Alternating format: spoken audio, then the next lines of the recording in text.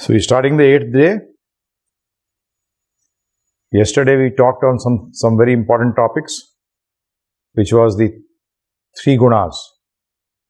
Because in the 14th chapter, the first shloka, Krishna says that after you know the knowledge of three gunas, there are the three modes of material nature, Satogun, Rajogun and Tamogun. That is mode of goodness, mode of passion, mode of ignorance. If you can understand this, you can get out from the suffering of this material world. And he says very clearly, if you have listened to it properly, in the Bhagavad Gita he says, everyone in this universe, starting from Brahma to down, everyone is under the three modes of material nature, including demigods also. Only a person who is a pure devotee of the Lord is not under the modes of material nature. He crosses these three modes of material nature and he is under direct protection of Lord Shri Krishna, and he is under the internal potency. Now try to understand, I gave you three words: internal potency, external potency and marginal potency.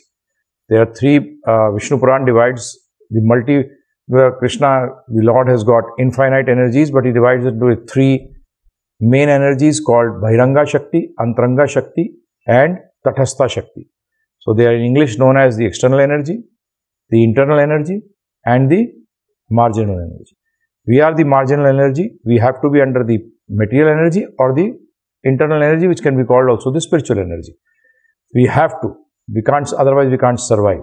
Like the tat is underwater or in the, basically it can't, it's got no other way out. So this material energy is constituting of three modes, the three gunas. As we told you before also, that all the scriptures of the world talk of liberation. It may be Bible, it may be the Quran, or it may be the Bhagavad Gita or the Vedas. They're all talking about liberation. That means today we are in bondage. That's why they talk about liberation. If we are not in bondage, then why should they talk about liberation? And what are we bound by? These three gunas: Satogun, Rajogun and Tamogun. So we have to be very cautious. And I told you that the closest, after these three gunas, crossing these three gunas, there is another plane. These are the three planes. There is a fourth plane, which is called the Vasudev Tattva, or the spiritual plane, of where we belong. The Atma is not made of these three modes. Please remember one thing, the three gunas have got nothing to do with the Atma. Atma is beyond these three modes. That is why it can come out of it. Because if it was made by the three guns, then how could it come out of it? For example, water. As water's natural nature is to be wet or liquid, so how can it basically leave its nature? It can't leave its nature, because it is made of it. So in the same way, if we were made of the three gunas, we could never get out of it. But actually, we are not made of these three gunas. We are not from these three gunas. We are away from these three gunas. So this is why I told you yesterday. And Krishna says very clearly that Devi hai si gunamai mama maya duratya mame vaya prapadyante maya mitam tarantite. These three gunas are the gunas which actually keep you suffering. They keep you in suffering, because bondage is suffering. Very simple. Bondage is suffering. Because what is bondage? Try to understand bondage. The word bondage means that I do not want it and I get it. Right? That you are bound under the laws of nature. And what is nature? Nature is these three modes. You are bound by that. So we have to get independent of this. And it is possible. Don't worry. It is possible. But Krishna says, till you don't surrender unto me, you can't get out. Just by going to the temple, you cannot get out of the three gunas. You will have to get knowledge. That's why he spoke the Bhagavad Gita. That's why, remember one thing, that Krishna was present before Arjuna. Then also Arjuna was unhappy. So just by coming to the temple, if you think that you can basically, your suffering will go, forget it. Till you don't understand the Bhagavad Gita. Because that's what the instructions of the Lord are. Till you don't take the prescription of the doctor, you may go 100 times, or you can sit in his house also.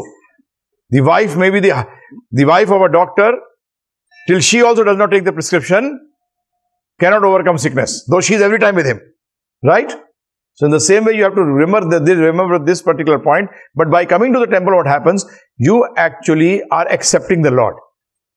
When you are accepting the Lord, actually temples, Krishna very clearly says one thing, that I am not in Vaikuntha.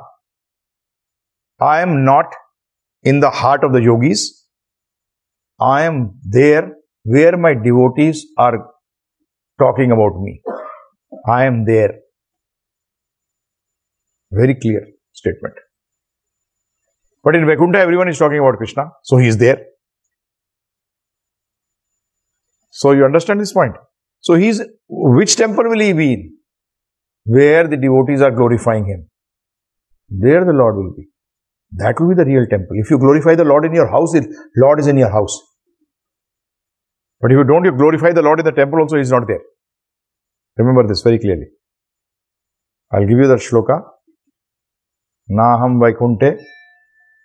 He says, Naham. I am not in Vaikunte. Na yogi hirdeshe. Nor in the heart of the yogi.